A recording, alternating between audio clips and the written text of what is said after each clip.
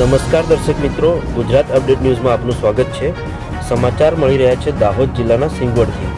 સિંગવડ તાલુકામાં તાલુકા શાળા સિંગવડ બીઆરસી ભવન અને તાલુકા શાળાના નવનિર્મિત વર્ગખંડ લોકાર્પણ માનનીય આદિજાતિ વિકાસ પ્રાથમિક માધ્યમિક અને પ્રૌઢ શિક્ષણ ગુજરાતના મંત્રી કુબેરભાઈ ડિંડોરના હસ્તે કરવામાં આવ્યું હતું।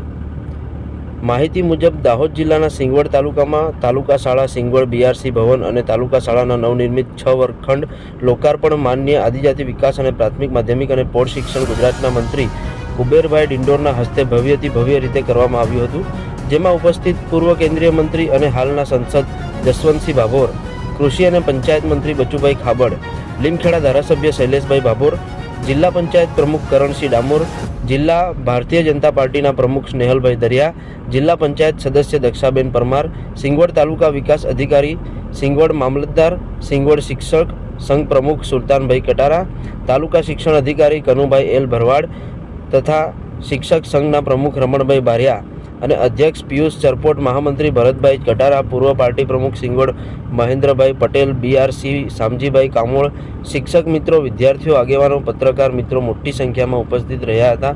તાલુકા શાળાની બાલિકાઓએ સ્વાગત ગીત અને પ્રાર્થનાથી મહેમાનોનું સ્વાગત કરવામાં આવ્યું હતું। મુખ્ય મહેમાનોનું ફૂલહાર કરી સાપા બાંધી આદિવાસી પરંપરા મુજબ હાથમાં તીર અને કામઠી આપી શાનદાર સ્વાગત કરવામાં આવ્યું હતું। સાંસદ જસવંતસિંહ ભાભોર દ્વારા પ્રસંગને અનુરૂપ ઉદ્બોધન કર્યું હતું। શિક્ષણ મંત્રી કુબેરભાઈ ડિંડોરે ગુજરાત સરકારના વખાણ કરતા શિક્ષણ ક્ષેત્રે થઈ રહેલ વિકાસની વાત કરવામાં આવી હતી। આમ સિંગવડ તાલુકાના વહીવટી તંત્ર દ્વારા સારી વ્યવસ્થા ગોઠવાઈ હતી અને સિંગવડ પોલીસ તંત્ર ચૌધરી સાહેબ ટીમની અને સારી કામગીરી જોવા મળી હતી। આમ સિંગવડ તાલુકા મથકે લોકાર્પણ શાનદાર પ્રોગ્રામ રહ્યો હતો। ભોજનની વ્યવસ્થા પણ કરવામાં આવી હતી। સિંગવડ વહીવટી તંત્ર દ્વારા આભાર વિધિ કરી પ્રોગ્રામ પૂર્ણ કરવામાં આવ્યો હતો।